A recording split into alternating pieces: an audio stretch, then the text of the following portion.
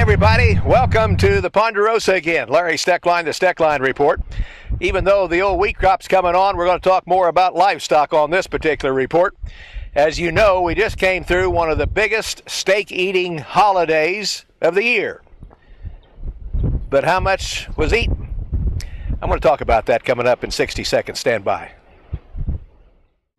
My grandfather came across the plains from Missouri in the 1860s and ran a hotel and stage stock here with livery stable, and it's been in the family ever since. We run probably about 100 cows here and 250 over at the other ranch. I'm sure there are other banks we could have dealt with, but they've been so friendly and know what the ups and downs are in the business. American Ag Credit is like a family for us for financial help.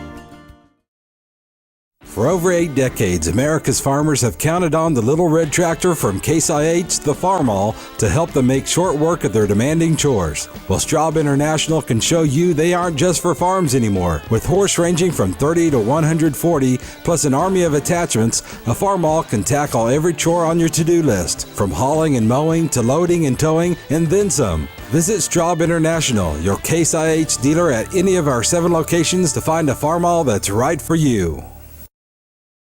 Well, friends, Memorial Day weekend. It's history, and everybody in the cattle business likes that weekend because it's the time when most people barbecue steaks. How much went into those grills this year? We think considerably less. And the reason, of course, is price.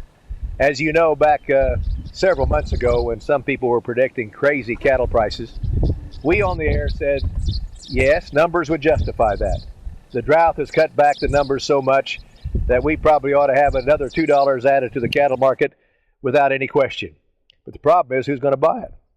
That's the big problem. We have to remember that we're producing a product for a consumer, and that consumer has only so much money in her pocketbook when she goes to the grocery store or he goes to the grocery store. In my case, it's he as much as she, because I love to shop. In any event, if that old steak gets a little bit too out of price, they can go to something else. That's the thing we forget about, even in our grain production on the farm. We farmers really don't think enough about the consumer sometimes, and we should when we're trying to make a marketing plan for our product. And I think beef cattle is a pretty good example. What a short supply we have. We can see that short supply in the grocery store when we look at those prices. Now, quite honestly, a good number of these major chains have held this price down a good amount, but they can only hold it so long and so far. And so consequently, how much production we have compared to how much consumer take we have, that's going to be the interesting mark, and how many steaks we're eating over this last holiday. Just a moment. Getting into other livestock news, we do remember the name probably Thomas Gibson, the former head of Eastern Livestock Company. Remember that old kid?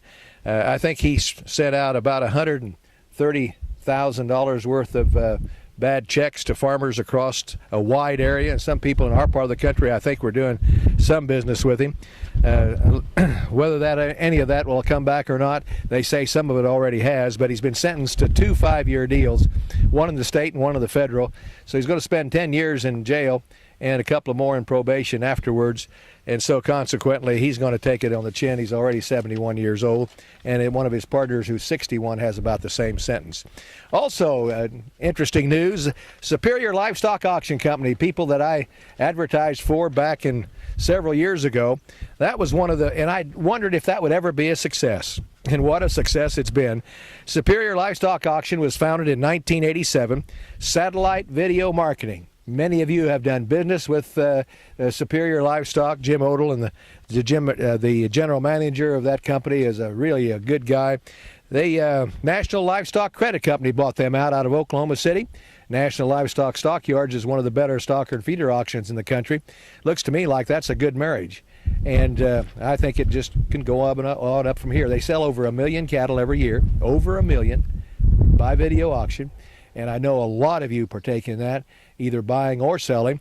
And so consequently, now the ownership will be out of Oklahoma City. National Livestock, and cattlemen from several states will be involved in that particular auction once again. So congratulations to that merger. Sounds like a good one.